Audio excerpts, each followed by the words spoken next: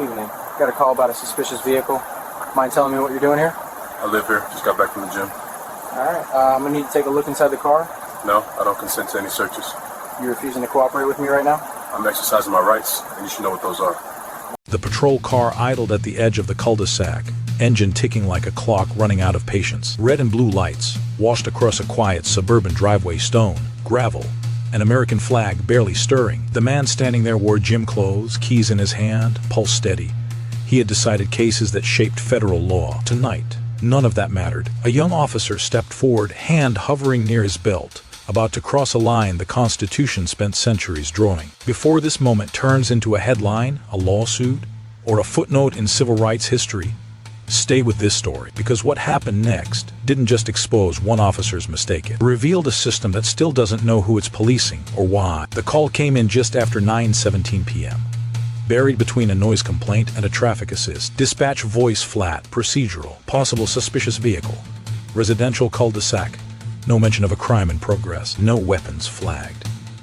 The officer acknowledged anyway, thumb tapping the mic with the confidence of someone still new enough to believe every call mattered the same. The patrol car rolled slowly past trimmed hedges and darkened windows, headlights cutting across driveways like brief interrogation. Training academy doctrine echoed in his head: be visible, be decisive, control the scene early. What it didn't echo were the footnotes, the exceptions, the parts of constitutional law that only matter when you're wrong. He stopped at the mouth of the driveway because it felt right, because the car in question sat there, engine warm, driver door already open, because the man standing beside it didn't look nervous enough.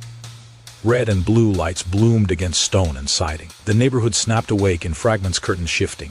A dog barking once and going quiet. The officer stepped out, boots crunching on gravel, hand resting near his radio. He was 26. 2 years on the job, cleared solo patrol 6 months earlier. His body camera blinked red, recording. Evening, he said, voice practiced, neutral. Can I talk to you for a second? The man turned slowly. Early 50s. Black.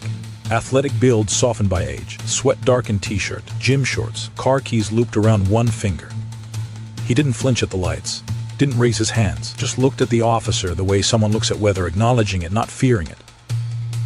Of course, the man said, calm, measured. Is there a problem? The officer glanced back at the cruiser, then at the house. No movement, no open garage, no obvious threat indicators. He felt the familiar itch of uncertainty and covered it with protocol. We got a call about a suspicious vehicle in the area. I need to ask you a few questions. The man nodded once. This is my home. The officer hesitated. Training said verify, control the narrative. He asked for identification. The man didn't argue. Reached slowly into his pocket, narrating the motion out of habit learned long before this night. Produced a driver's license. The officer looked down. The name registered second. The address first. Same as the house. He scanned it again, then once more, slower. The title didn't jump out yet. Not fully. Just a weight behind the letters. You mind telling me why you're out here this late? The officer asked, already pushing past the answer he'd been given. Just got back from the gym, the man said. I was unlocking my door when you pulled up. A pause. The officer shifted his stance, feet shoulder width apart. Radio crackled faintly from his shoulder, another unit clearing a call. He felt watched, though no one had stepped outside yet. Do you have anything illegal in the vehicle? He asked. The question landed heavier than it sounded. The man's eyes narrowed, not in anger, but focus, calculation, the kind that comes from years of deciding when words matter. No, he said, and I don't consent to any searches. The officer felt something tighten in his chest. Refusal always did that. In the academy, they talked about cooperation as compliance, about how innocent people help. They talked less about rights as boundaries. I'm not asking for consent yet, the officer said quickly, correcting himself mid-sentence. I just need to make sure everything's okay. The man held his gaze. Everything is okay.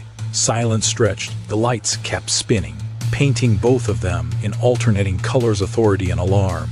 Over and over again. Somewhere inside the house, a phone vibrated unanswered. The officer looked back at the car, at the trunk, at the man. His mind raced through half-remembered legal standards, reasonable suspicion, probable cause concepts reduced to checklists instead of safeguards. Why don't you step over here, he said, gesturing toward the curb, while I take a quick look inside the vehicle. The man didn't move. I'm not stepping anywhere, he said quietly. And you are not searching my car. The officer opened his mouth to respond, already committing to a path he didn't fully understand. The night seemed to hold its breath. The officer exhaled through his nose, a sound caught halfway between restraint and irritation. His hand lifted slightly, palm out, as if calming a situation that hadn't yet moved. The body camera captured everything: the micro-pause, the shift in posture, the way confidence tried to settle back into place. "Sir," he said, voice tightening, "I'm going to need you to cooperate with me." The word cooperate landed wrong. The man didn't correct him. He didn't raise his voice. He simply turned his head a fraction, as if listening for something deeper than the officer's tone. "I am cooperating," he replied. "I've answered your questions. I've shown you my ID. That's where it ends." A car passed at the far end of the street, headlights sweeping by like a slow blink. The officer felt the moment stretching longer than it should. His training had taught him escalation letters, verbal commands, control, compliance, but it hadn't taught him how to step back down. "I have reasonable suspicion," the officer said, testing the phrase as much as asserting it. "We received a call." "A call?" the man echoed softly. "About what, exactly?"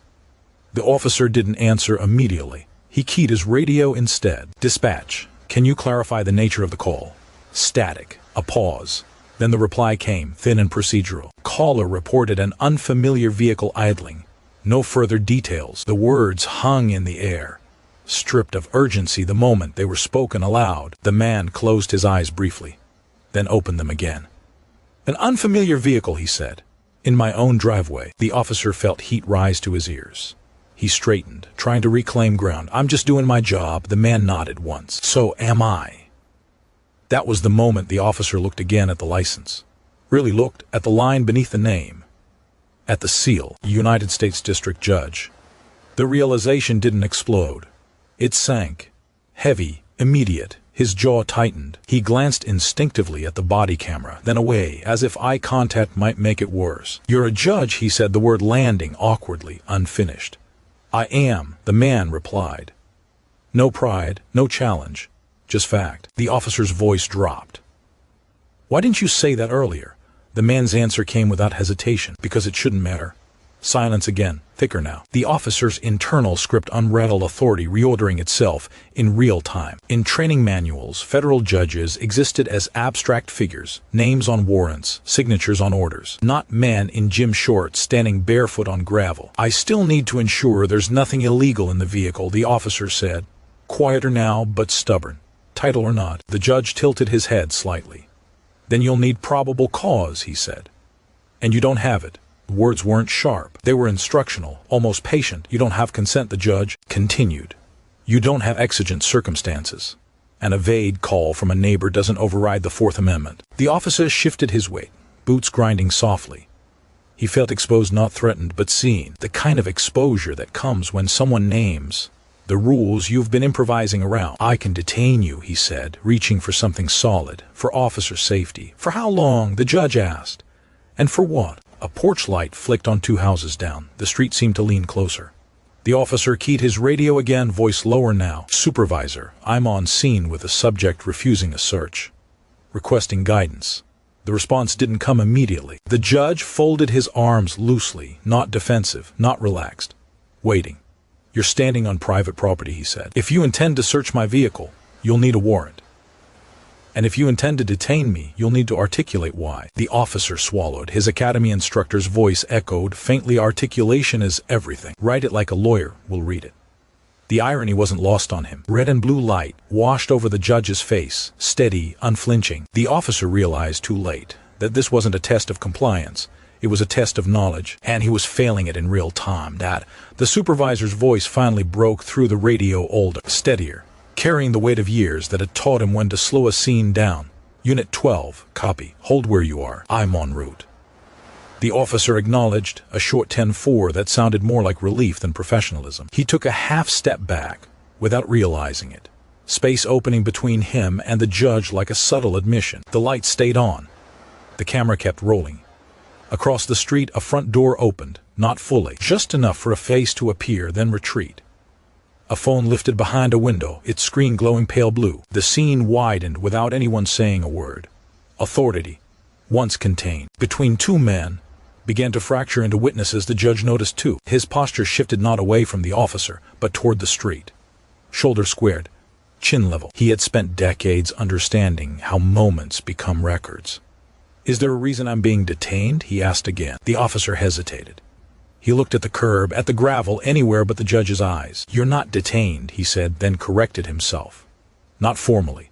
"Then I'm free to go inside my home," the judge replied. The officer opened his mouth, closed it, then spoke again. "Just hang tight until my supervisor gets here." Hang tight. Not a command, not a request, a placeholder. The judge considered it. The way one considers advice from someone who doesn't quite have the authority they think they do. "I'm going to stand right here," he said. "On my property." The officer nodded too quickly. He reached up and adjusted his body camera, a habitual gesture that betrayed nerves. Somewhere in the background, a dog barked again. The streetlight hummed. The supervisor's cruiser arrived without urgency. No sirens.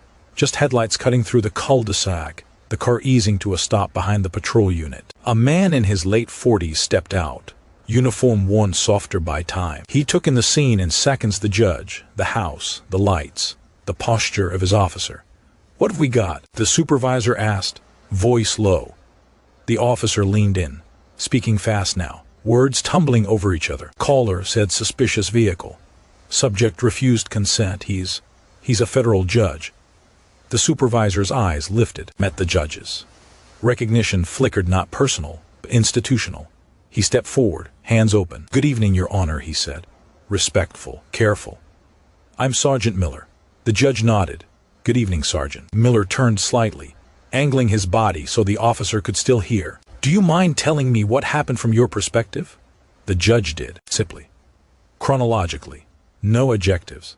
No accusations. Just facts laid end to end like evidence. The request for consent. The lack of cause.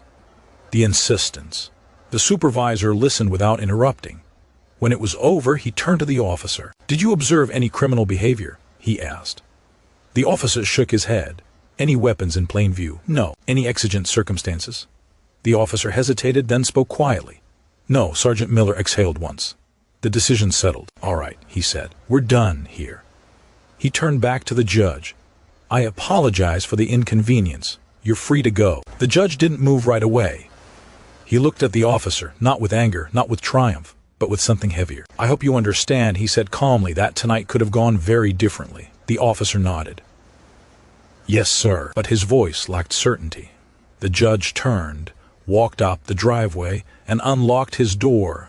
Before going inside, he paused, looked back once more at the lights still spinning in the dark. "Knowledge matters," he said, "especially when you're armed." The door closed softly behind him.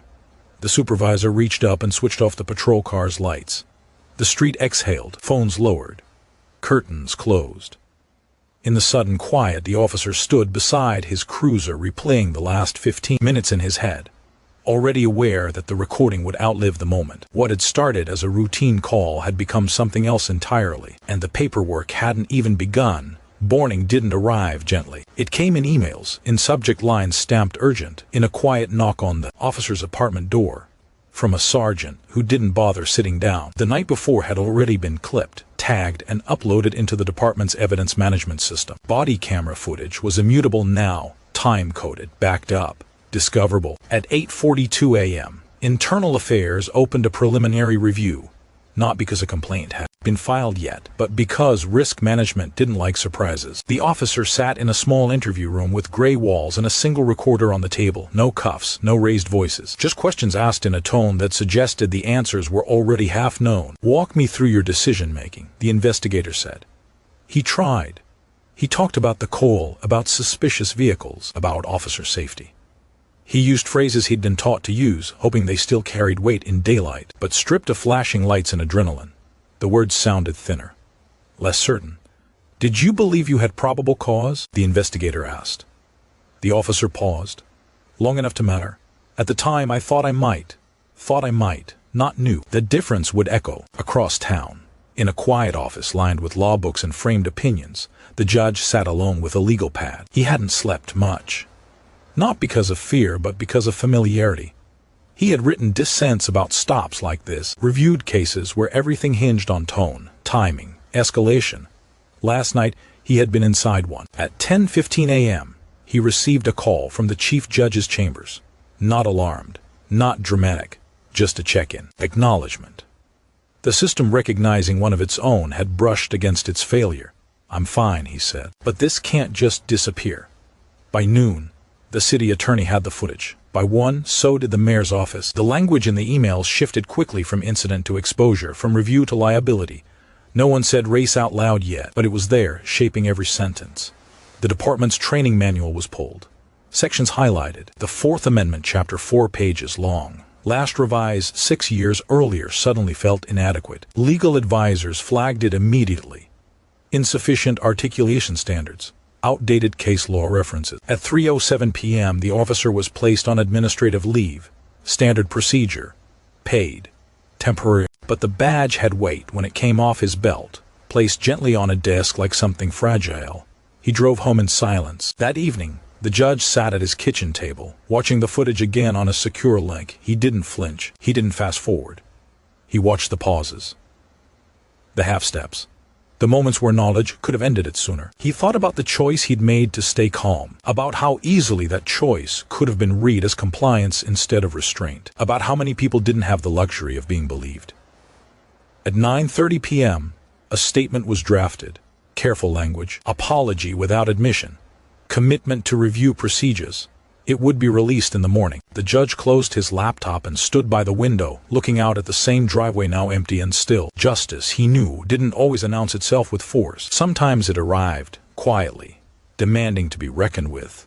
After everyone thought the moment had passed, the statement went live at 8 a.m., buried between weather alerts and city council updates. It spoke of regret, of commitment to constitutional policing, of ongoing review. The words were careful enough to survive litigation, soft enough to signal concern.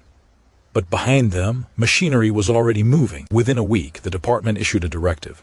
All patrol officers were to undergo mandatory Fourth Amendment retraining, not an online module, in person. 8 hours minimum. Case law updated through the most recent circuit rulings. The supervisors required to certify comprehension.